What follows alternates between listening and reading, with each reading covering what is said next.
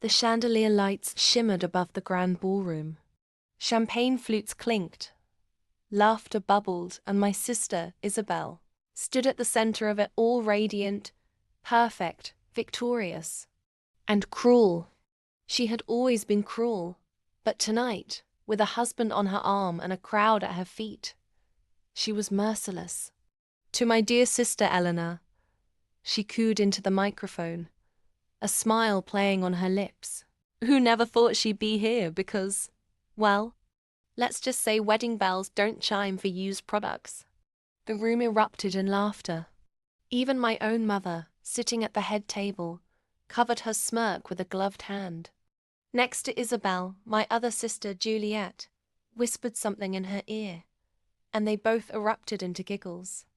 I sat there, nails biting into my palm, my heart hammering against my ribs. A single mother, a used product. I smiled. She thought she had won.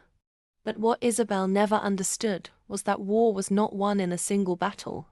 2 months later, the cracks in Isabel's perfect life had already begun to show. She didn't know I had orchestrated them. Her husband Damien was powerful, rich, and ruthless. But like most men of his kind, he had a weakness, his own ego. I had spent weeks feeding him a carefully planted story about Isabel's infidelity before their engagement.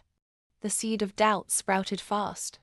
One evening, over a dimly lit dinner, I let a single tear slip down my cheek.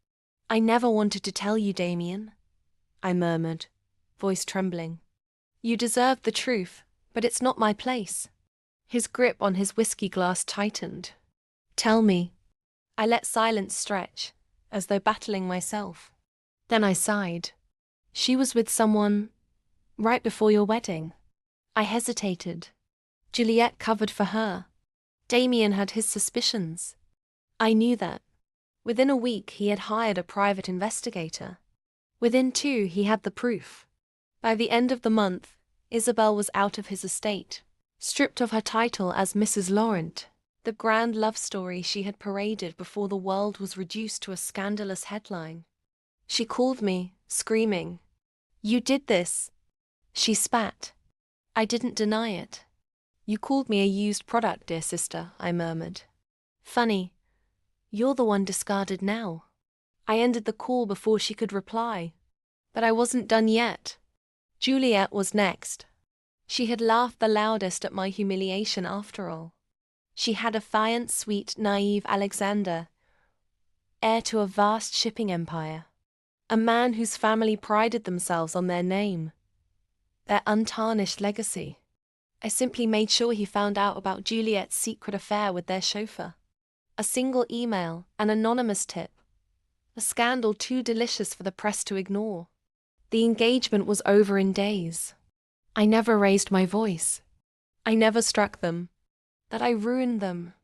And as I sat in my home, my son sleeping peacefully in the next room, I realized something.